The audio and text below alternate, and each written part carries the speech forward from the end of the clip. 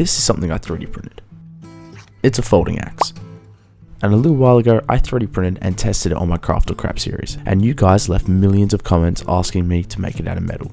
So I did, but the real question is, can it hold up better than the plastic one? But before we give it a test, I need to make it first. The first step was to reprint the axe, since the last one didn't survive. Once the pieces popped off the printing plate, I traced them onto 3mm thick steel. Because I'm basically just remaking the same design with a stronger material, this part was really easy. I also traced the handle onto some jarrah wood, which will make for a solid grip. Once I had everything traced, I took the steel outside and got to work with the grinder. The goal here wasn't to get the perfect shape just yet. I'll refine the edges later with a sanding disc. For now, it was all about cutting the pieces free, and because of how oddly shaped the axe is, that was easier said than done. The straight edges weren't too bad, but the curves, especially on the back piece, made it quite hard for the grinder. It took longer than I expected, but eventually, after fighting through all the steel, I managed to get all the pieces free. Next up was the handle. Same idea here, cutting out the shape, but instead of using a grinder, I switched over to my jigsaw. I started by trimming away the excess pieces of wood around the sides, until the handle began to take form. Right away you can probably see the difference though. This wood handle is way thicker than the 3D printed one, so the next step was to cut that down. Switching over to the grinder, and using a sanding disc, I sanded that away. I didn't want to make it as thin because I feel like the wood would just snap, but I still wanted it a little bit thinner. With the rough shaping out of the way, I moved on to perfecting the handle. I trimmed off the last bits of the unwanted wood and carefully sanded down the edges. This step was all about making the handle look good, and making sure the handle fit nicely in my hand and had a smooth finish. By the end, the handle was a much nicer shape, and it was ready to be paired with the metal. The trickiest part of the whole build was making sure the axe connected to the axe handle correctly. Every single piece has to line up perfectly, otherwise the mechanism just won't work. So after carefully lining up each piece and double checking the markings, I finally drilled the first 2 holes into the metal. And then this happened. Yeah, imagine if I'd sharpened this and then that happened. I think I would have lost a finger or 2. With the danger out of the way, I also drilled a hole into the handle so the 2 pieces can connect. I gave it a quick test and it worked for now, but I wouldn't really know until all the pieces are together. I then also repeated it on the other handle and the back of the axe. My work on the moving parts wasn't done yet. The pieces wouldn't be able to fold neatly into the handle unless I carved out a gap for them, so I traced out an outline of where I needed to cut. Oh, I also drilled a hole in the bottom of the handle so the handles can connect. Now, I'm going to be using this tool. This is a router.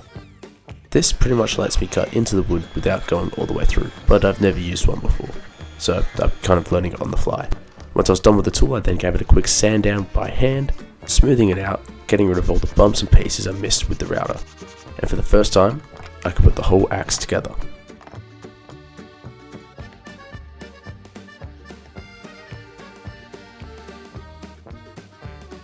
But it didn't work quite yet. That's because these nuts and bolts got in the way. So that's our next problem we need to solve.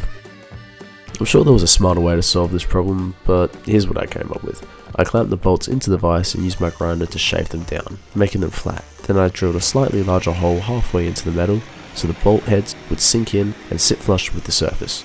I did the same thing to the wooden handle for the nuts so they wouldn't be sticking out. With that all done, the axe actually worked. It opened and it closed. Though it did get a little stuck sometimes, but I figured once the blade is sharpened, that won't be a problem. Of course, when I fix one issue, another one pops up.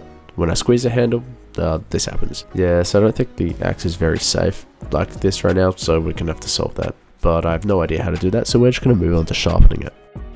Step 1 is to make sure the axe has a curve where the blade is. Once the curve is there, moving on to step 2, which is actually sharpening it, but only with the grinder for now. This will get rid of most of the unwanted edge and give it a semi-sharp blade. I also sanded away any unwanted material around the edges, all the bumps and grooves left over from cutting it out. This also made it quite shiny, which is a bonus. And that left step 3, which is sharpening it on a wet stone. Now, I actually haven't really sharpened anything before, so I'm sure I'm doing this wrong, and I've definitely pissed off a bladesmith out there somewhere. But hey look, it works, so I'm not upset. Once the sharpening was finished, I wiped off all the oil and gave the axe head the best clean I could. Then added a fresh coat of clean oil to protect it. The handle still wasn't quite done though. I wanted to add these grooves to it. Using the printed one as a guide, I marked down where I needed to cut out my Dremel, and cut a series of slits into the wood. Feel like now would be a good time to say I'm trying to hit 10,000 subs by the end of the year. Also, I just started a Patreon. If you want to support the channel, links in the bio. After that, I switched the tip of the Dremel to a sanding tip to make it nice and smooth. With the shaping complete, the handle was ready. So I gave it one final coat of linseed oil and left it to dry. I thought the axe was finally complete, but then I remembered this issue. I had no idea how to fix it, so I turned to Reddit for advice. After many mean comments, I luckily came across this solution.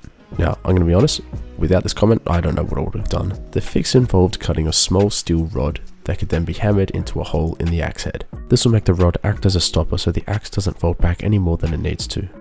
It worked, but it didn't look so great. So I trimmed them down, sanded it off to make it smooth, and cleaned up the appearance. And then off camera, I oiled it again to make sure it was protected. With the modification done, I could then test it on the handle. The back of the axe worked perfectly. It folded and stopped exactly where I needed it to. The front though wasn't so smooth. Well, yes, it did stop it, it no longer had the ability to fold back into itself. Luckily, this was an easy fix. I just sanded down a little bit more of the handle and it worked great. At this point, every piece of the axe was done. I had successfully remade all 3D parts into either wood or metal. The only step was the final assembly. So I put everything together one last time. Once it was fully connected, I then trimmed down the excess bolts that were sticking at the ends, gave them a quick sanding, and with that, the build was complete.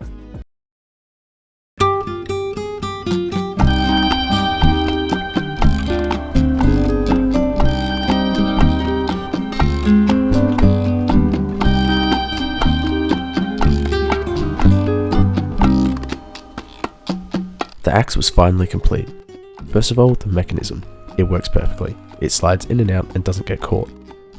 In terms of looks and feel, it was almost identical to the 3D printed version, just a few small differences. But the real question was, would it actually work better than the plastic one? Sure, it's made of stronger materials, but does that automatically make it better? And about that problem from earlier, if I squeeze the handle, the head still moves back a little bit. It's not ideal, but it's definitely better than it was before. So how does it stack up? The 3D printed version was made of plastic, blunt, fragile, and honestly pretty useless. But this time, with steel and wood, let's see if it works better. Starting on some sticks, I wanted to see how well the axe would hold up. But the sticks were very brittle and they just snapped instead of being cut. So I had to find something a lot stronger to test on. I went and grabbed this log. I know the axe won't go through the log, but I could see how much damage it could do and see if the axe would hold up or not. It didn't break, which was a good start, and it also left some pretty good marks on the wood, but I wanted to find something bigger to test it on, so I went and grabbed this plank of wood that's been sitting outside for the last few months and starting to grow mold. The axe didn't go through, but it left some damage. But I wasn't done yet. I put the wood on its side and struck the top. When hitting the top, it did way better and it actually got stuck. That makes sense because this is how you're meant to cut wood. This little hatchet might not be the strongest tool, but I guess it works. After all the abuse I put it through, the axe head still held up and it was still sharp. I didn't see any folds on it and it looked like it was ready to be used again. What do you guys think? Is this a craft or a crap? Let me know in the comments. And if you have any ideas of other things I should make, let me know. Oh, and for the back of the axe, it works great. Thanks for watching.